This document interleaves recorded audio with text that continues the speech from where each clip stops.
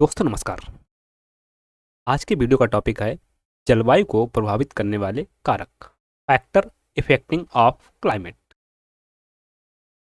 तो आगे बढ़ने से पहले आपसे अनुरोध है, यदि चैनल को अभी तक सब्सक्राइब नहीं किया है तो सब्सक्राइब कर लीजिए, बेल आइकन को प्रेस कर लीजिए, इससे हमारे आने वाले वीडियो का नोटिफिकेशन आपको मिलता रहे और हमारा भी उत्साहवर्धन होता रहे।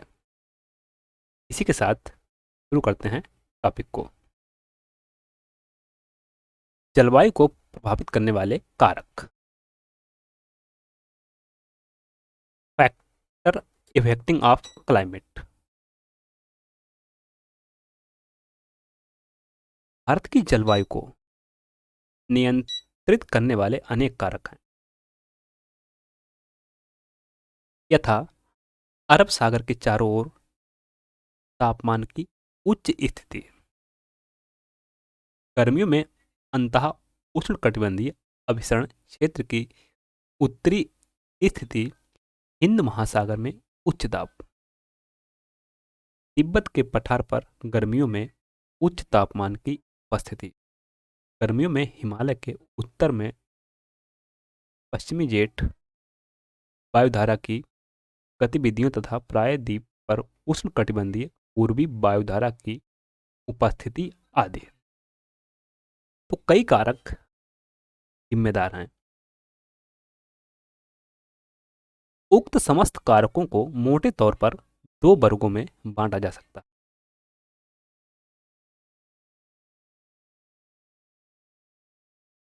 का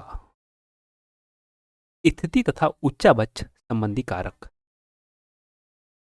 स्थिति तथा उच्चावच संबंधी कारक। खा में है वायुदाब एवं पवन संबंधी कारक। तो सबसे पहले हम देखेंगे स्थिति तथा उच्चावच संबंधी कारक। इसके अंतर्गत अधोलिखित कारक समाहित हैं। यथा पहला है अक्षांश। भारत की मुख्य भूमि का अक्षांशीय एवं देशांतरी विस्तार लगभग समान।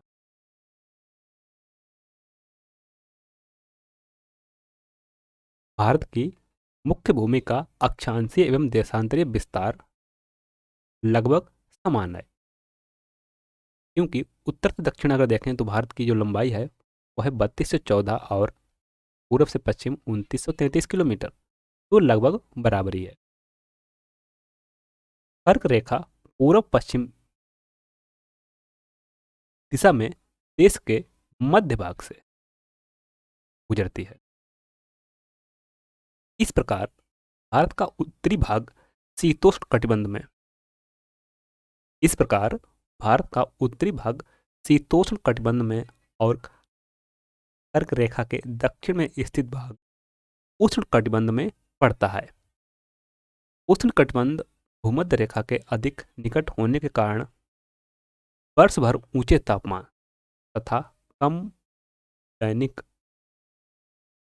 और वार्षिक तापांतर का अनुभव होता है। वर्ष भर ऊंचे तापमान, हाई टेम्परेचर, कम दैनिक और वार्षिक तापांतर का अनुभव कर। कर्क रेखा के उत्तर में स्थित भाग में भूमध्य रेखा से दूर होने के कारण उच्च दैनिक तथा वार्षिक तापांतर के साथ विषम जलवायु पाई। अब जो स्थान समुद्र तल से समुद्र क्षेत्र से जितना दूर होता है या फिर भूमध्य रेखा से जितना दूर होता जाता है, विषम जलवायु देखने को। अगला है हिमालय पर्वत। उत्तर में ऊंचा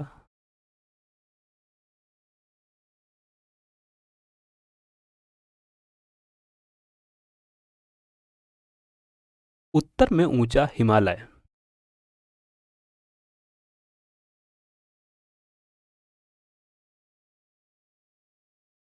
अपने सभी विस्तारों के साथ एक प्रभावी जलवायु विभाजक की भूमिका निभाता।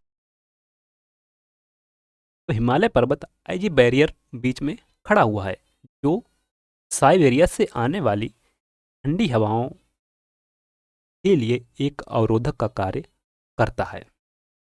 यदि हिमालय पर्वत न होता तो भारत की जलवायु कुछ अलग होती, खासकर उत्तर भारत की। यह ऊंची पर्वत श्रृंखला उपमहाद्वीप को उत्तरी पवनों से अभेद सुरक्षा प्रदान करती है। जमा देने वाली ये ठंडी पवनें उत्तरी ध्रुव रेखा के निकट पैदा होती हैं और मध्य तथा पूर्वी एशिया में आर पार बहती हैं। जो मध्य एशिया और पूर्व एशिया है, वहां पर आर पार यह हवाएं बहती हैं। इसी प्रकार हिमालय पर्वत मानसूनी पवनों को रोककर उपमहाद्वीप में वर्षा का कारण बनता है। अब जो दक्षिणी पश्चिमी वायु मानसूनी जलवायु बनती है, आगे जाकर हिमालय पर्वत से टकराकर उत्तर भारत में और क्षेत्रों में वर्षा करती है। यदि हिमालय ना होता तो भारत की जलवायु आज की जलवायु से कुछ अलग होती। अगला है जल और स्थल का वितरण। भारत के दक्षिण में तीन ओर से हिंद महासागर, भारत के दक्षिण में तीन ओर से हिंद महासागर व उत्तर की ओर ऊंची व अविच्छिन्न पर्वत श्रेणी है। स्थल की अपेक्षा जल देर से गर्म होता है और देर से ठंडा होता है, क्योंकि सूरज की किरणें जल में लगभग 15 से 20 मीटर तक गहराई तक चली जाती हैं। वहीं इसके विपरीत स्थल पर सूर्य की किरणें मुश्किल से 1 मीटर तक पहुंच पाती हैं। जल और स्थल के इस विभेदित तापन के कारण भारतीय उपमहाद्वीप में विभिन्न ऋतुओं में विभिन्न वायुदाब प्रदेश विकसित हो जाते हैं। वायुदाब में भिन्नता मानसूनी पवनों के उत्क्रमण का कारण बनती है। समुद्र तट से दूरी। लंबी तटीय रेखा के कारण भारत के विस्तृत तटीय प्रदेशों में समकारी जलवायु पाई जाती है। अब जो क्षेत्र समुद्र तट के पास होता है, वहां पर तापांतर कैसा रहता है? बहुत कम रहता है, बहुत कम रहता है।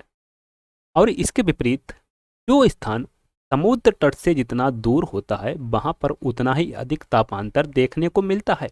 उदाहरण के तौर पर जैसे दिल्ली का तापमान और राजस्थान का तापमान, क्योंकि दिन में तापमान 45 डिग्री चला गया गर्मियों में, और वहीं रात में तापमान 15-20 डिग्री तक हो जाता है। इस तरीके के जो तापांतर है वो तटीय क्षेत्रों में देखने को नहीं मिलते हैं। भारत के अंदरूनी भाग समुद्र के समकारी प्रभाव से वंचित रह जाते हैं, क्योंकि जो समुद्र की ठंडी हवाएं क्षेत्र को ठंडा करती हैं, वो वहां तक नहीं पहुंच पाती हैं। ऐसे क्षेत्रों में विषम जलवायु पाई जाती है। यही कारण है कि मुंबई तथा कोंकण तट के निवासी तापमान की विषमता और ऋतु परिवर्तन का अनुभव नहीं कर पाते।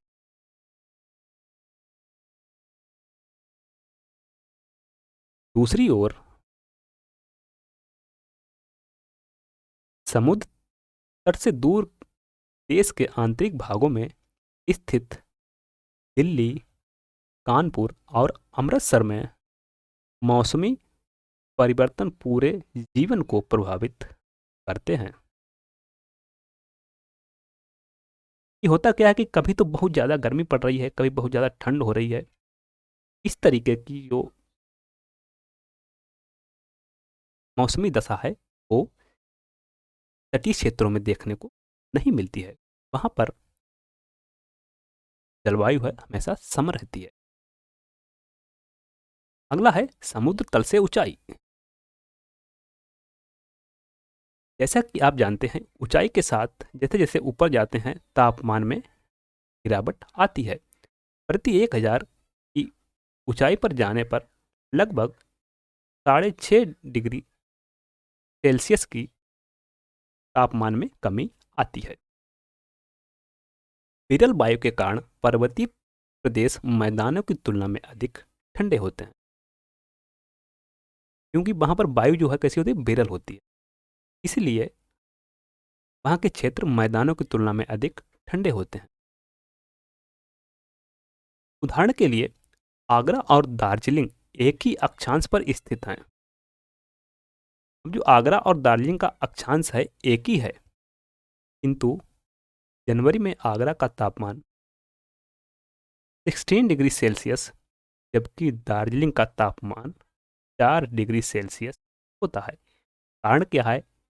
समुद्र तल से ऊंचाई।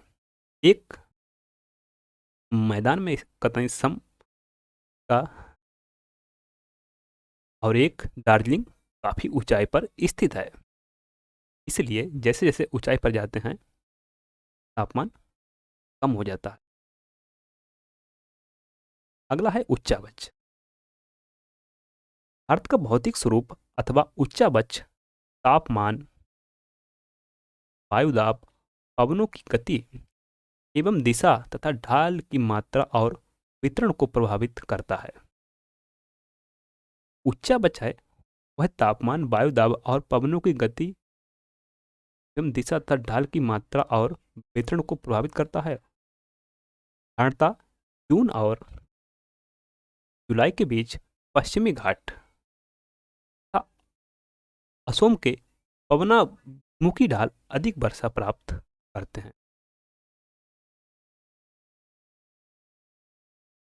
एक तरफ से हवा आई, टकराई और वर्षा कर दिया, जो दूसरा ढाल होता है वो कैसा रह जाता है? अछूता रह जाता है। जबकि इसी दौरान पश्चिमी घाट के साथ लगा दक्षिणी पठार पवन विमुखी स्थिति के कारण कम वर्षा प्राप्त करता है। उच्चावच का भी जलवायु में मुख्य रोल है।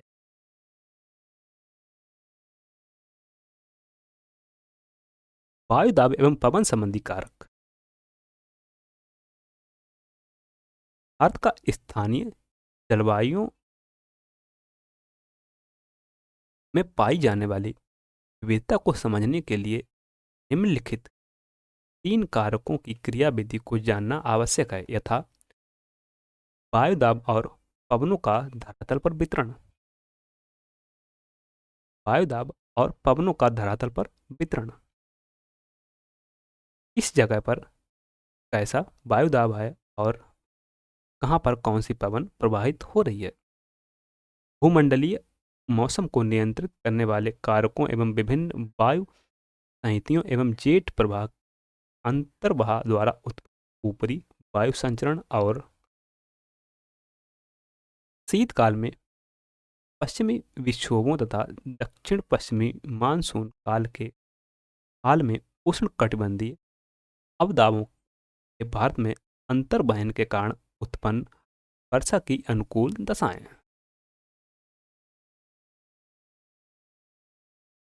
उपर्युक्त 3 कारकों की क्रियाविधि को शीत व ग्रीष्म ऋतु के संदर्भ में अलग अलग भली भांति समझा जा सकता है। भारत में उत्तर भारत में सर्दियों में जो वर्षा होती है वो किससे होती है? पश्चिमी विक्षोभ के कारण। उत्तर भारत में और सर्दी बढ़ जाती है।